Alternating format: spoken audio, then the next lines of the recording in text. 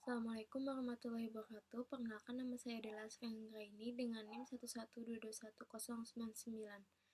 Di sini saya ingin membuat video mengenai materi manajemen keuangan untuk memenuhi nilai semester antara. Pada kesempatan ini saya ingin menjelaskan materi mengenai analisis break-even point atau yang biasa disingkat BEP dalam manajemen keuangan. Materi ini sangat penting digunakan karena perusahaan mengetahui pada titik berapa usaha tidak mengalami keuntungan maupun kerugian. Dengan memahami break-even point, seorang manajer dapat memutuskan target penjualan, menyusun strategi harga, serta mengendalikan biaya operasional perusahaan. Pada video kali ini, saya ingin menjelaskan pengertian break-even point, manfaat, komponen penyusun, cara menghitung, dan contoh penerapannya.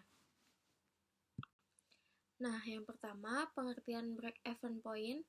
Break-even point atau titik impas merupakan kondisi ketika total pendapatan sama dengan total biaya, sehingga perusahaan tidak memperoleh laba maupun mengalami kerugian. Dengan kata lain, seluruh biaya produksi telah tertutupi oleh hasil penjualan. Apabila penjualan masih berada di bawah titik impas, perusahaan akan mengalami kerugian. Sebaliknya, apabila penjualan telah melewati titik impas, perusahaan mulai memperoleh keuntungan.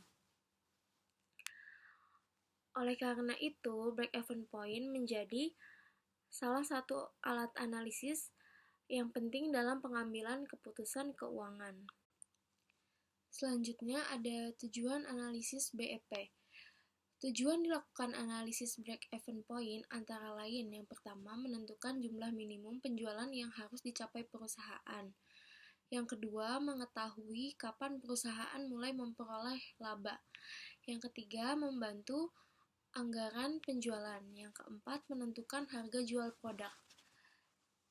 Yang kelima, membantu pengambilan keputusan investasi maupun produksi. Nah, melalui analisis ini, perusahaan dapat merencanakan strategi bisnis dengan lebih tepat sehingga risiko keuangan dapat diminimalkan. Kemudian ada komponen dalam break-even point. Dalam menghitung break-even point terdapat 3 komponen utama. Yang pertama, biaya tetap atau fixed cost. Biaya yang jumlahnya tetap meskipun jumlah produksinya berubah.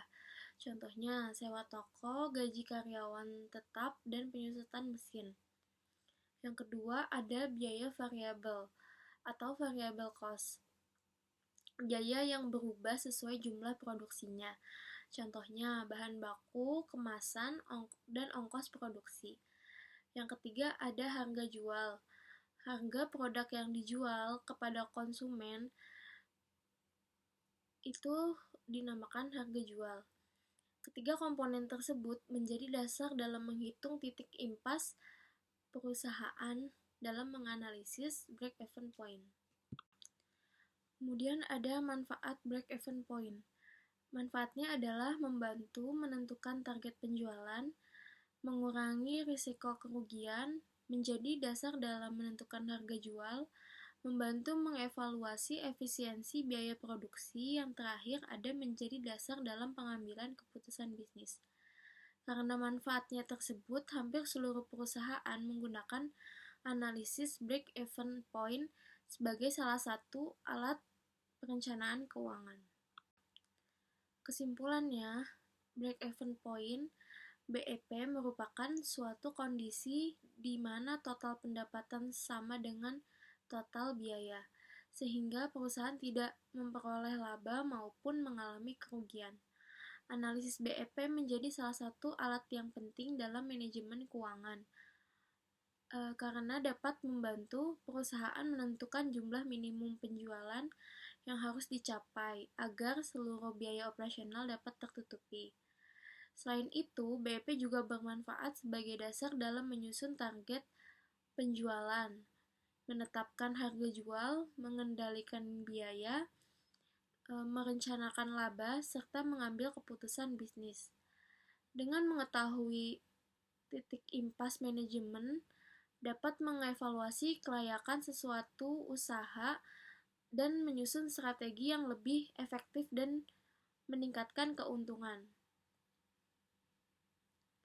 Sebagai contoh, jika hasil perhitungan menunjukkan BEP sebesar 600 unit, maka perusahaan akan menjual minimal 600 unit agar produk tidak mengalami kerugian. Penjualan di atas angka tersebut akan menghasilkan laba, sedangkan penjualan di bawahnya akan menyebabkan kerugian. Oleh karena itu, dapat disimpulkan bahwa break-even point merupakan alat analisis yang sangat penting dalam perencanaan dan pengambilan keputusan keuangan, karena membantu perusahaan mengelola biaya, meningkatkan efisiensi operasional, dan mencapai tujuan bisnis secara lebih optimal. Di sini ada cara menghitung BEP, break-even point. Pada dasarnya terdapat dua jenis perhitungan BEP, yaitu menghitung berapa unit yang harus dijual agar terjadi break-even point dan menghitung berapa rupiah penjualan yang perlu diterima agar terjadi BEP. Berikut di bawah ini adalah rumus-rumus BEP untuk dua jenis perhitungan tersebut. Rumus BEP untuk menghitung berapa unit yang harus dijual agar terjadi BEP. Rumus BEP untuk menghitung berapa unit yang harus dijual agar terjadi break-even point. Ini dapat dihitung dengan cara membagi total biaya produksi dengan harga jual per unit, dikurangi biaya variabel yang digunakan untuk menghasilkan produk. Berikut ini adalah persamaan atau rumus BEP tersebut. BEP dalam unit sama dengan biaya tetap produksi per harga jual per unit dikurang biaya variabel per unit, atau BEP dalam unit sama dengan biaya tetap produksi per margin kontribusi per unit. Rumus BEP untuk menghitung berapa jumlah rupiah penjualan yang perlu diterima agar terjadi BEP. Rumus BEP untuk menghitung berapa rupiah penjualan yang perlu diterima agar terjadi break-even point ini dapat dihitung dengan cara membagi total biaya tetap produksi dengan harga jual per unit, dikurangi biaya variabel yang digunakan untuk menghasilkan produk, variable cost, kemudian dikalikan dengan harga per unit lagi. Berikut ini adalah persamaan atau rumus BEP tersebut. BEP dalam unit sama dengan biaya produksi per harga unit dikurangi biaya variabel per unit. Nah, keterangannya BEP dalam unit, break-even point dalam unit itu disimbolkan sebagai Q. BEP dalam rupiah disimbolkan sebagai P. Biaya tetap fixed cost sama dengan biaya yang jumlahnya tetap baik sedang produksi ataupun tidak.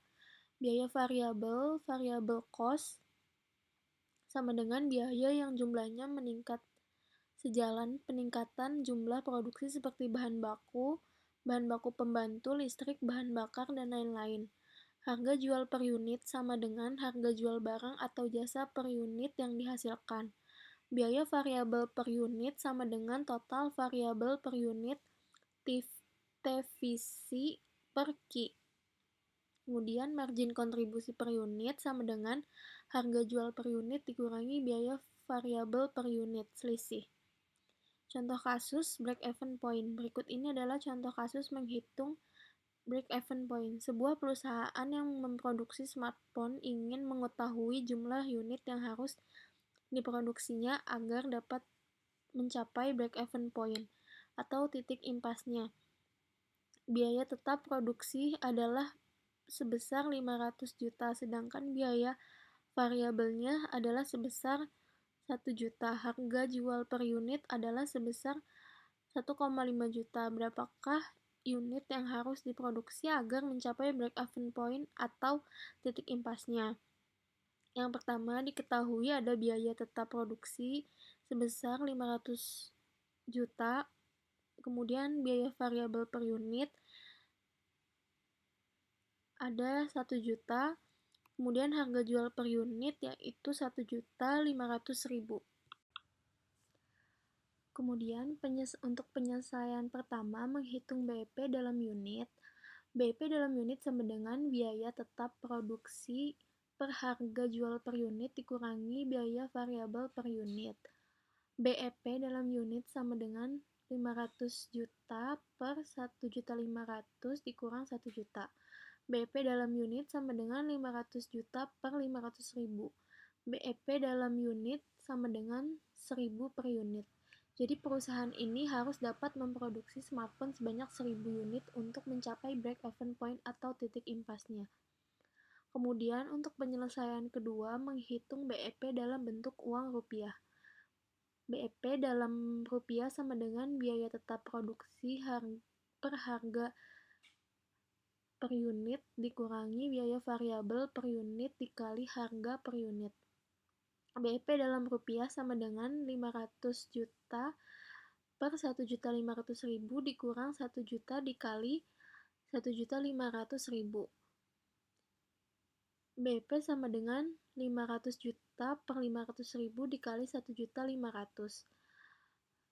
BEP sama dengan 1,5 miliar. Jadi perusahaan harus dapat mencapai penjualan sebanyak 1,5 miliar agar dapat break even, tidak untung dan tidak rugi.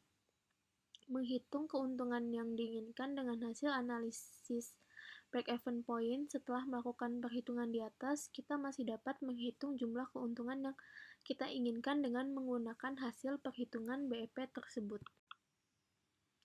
Banyaknya unit yang harus diproduksi untuk mencapai keuntungan yang kita inginkan. Berikut ini rumusnya. Jumlah unit sama dengan keuntungan yang diinginkan rupiah per harga unit dikurang biaya variabel per unit plus jumlah unit BEP atau jumlah unit sama dengan keuntungan yang diinginkan rupiah per margin kontribusi per unit ditambah jumlah unit BEP.